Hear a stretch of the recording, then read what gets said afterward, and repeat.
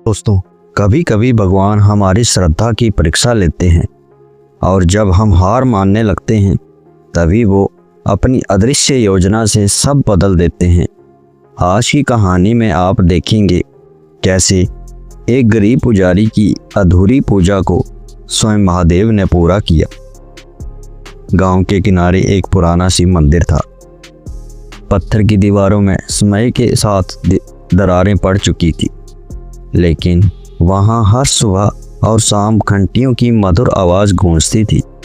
इस मंदिर के पुजारी थे गंगाराम, एक उम्रदराज झुर्रियों वाले चेहरे वाला लेकिन श्रद्धा से भरा इंसान।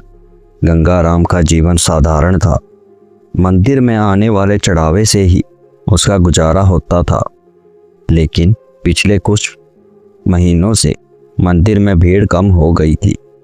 लोग कहते थे, अब कौन इन मंदिरों में आए, शहर में नए बड़े मंदिर बन गए हैं। एक दिन महाशिवरात्रि का दिन था। साल का सबसे बड़ा दिन था। गंगाराम की इच्छा थी कि वह आज भगवान शिव की भव्य पूजा करे।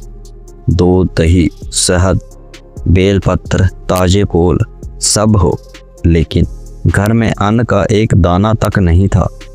जेब में सिर्फ 2 सिक्के थे। इतने में पूजा की सामग्री तो क्या, एक माला भी नहीं आती। वो मंदिर के आंगन में बैठा सोच रहा था कि हे शिव, आज आपकी पूजा अधूरी रह जाएगी।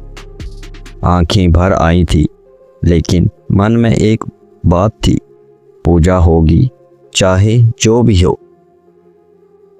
शाम होते होते उसने पुराने दीपक में बचा हुआ थोड़ा सा तेल डाला, एक मिट्टी का छोटा कटोरा गंगा जल से भरा और सोचा, आज इसी से ही अभिषेक कर दूंगा। 4-5 सूखे बेल पत्र मंदिर के कोने से इकट्ठा किए और शिवलिंग के पास रख दिए। गंगाराम की नज़र में ये भले साधारण थे, लेकिन दिल से निकली श्रद्धा में कोई कमी नहीं थी।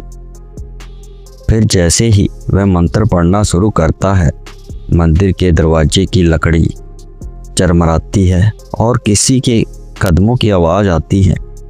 वो मुड़कर देखा, एक साधारण कपड़ों में मधुर मुस्कान वाला अजनबी खड़ा था। उसके हाथ में एक थैला था। अजनबी ने धीमी आवाज़ में कहा, बाबा, क्या मैं आज आपकी पूजा में शामिल हो सकता हूँ?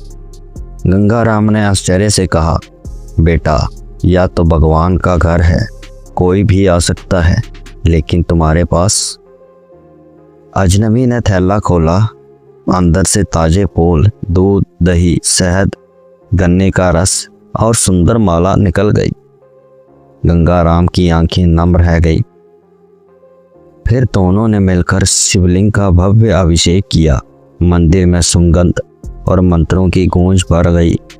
गंगाराम के दिल में बार बार यही निकल रहा था, शिव, आपने मेरी लाज रख ली।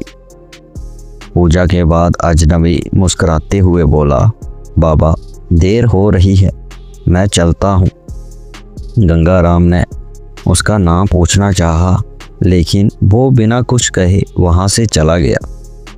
अगली सुबह गांव वालों ने मंदिर के चारों तरफ एक अद्भुत बात देखी। मंदिर के गुंबद पर हल्की सी सुनहरी चमक थी, जैसे चांदनी उसमें बस गई हो। लोग कह रहे थे, कल रात शिव स्वयं यहाँ पधारे थे। गंगाराम ने मंदिर के कोने में रखे उस कटोरे को देखा जिसमें कल गंगा जल था। आज उसने बेल पत्रों के साथ एक छोटा सा त्रिशूल रखा था। उसकी आंखों से आंसू बह निकले। शिव, कल आप ही थे ना, मेरी अधूरी पूजा को पूरी करने आए थे ना। दोस्तों, इस कहानी का सार भी यही कहता है कि भगवान की योजना हम समझ नहीं पाते, लेकिन सच्ची भक्ति कभी अधूरी नहीं रहती। चाहे हालात कितने भी कठिन हों, भगवान अपने भगत की पुकार जरूर सुनते हैं और सही समय पर चमत्कार कर देते हैं। दोस्तों, जैसा कि हर बार कहानी के अंत में मैं आपसे कहता हूँ, अच्छे कर्म करिए, अपने बूढ़े माँ बाप की सेवा करिए। और ये कहानी अच्छी लगी तो वीडियो को लाइक करें, शेयर करें और कमेंट में हर हर महादेव जरूर लिखिए। और ऐसी ही और कहानियों के लिए इस चैनल को भी सब्सक्राइब करें। आपका समय शुभ रहे।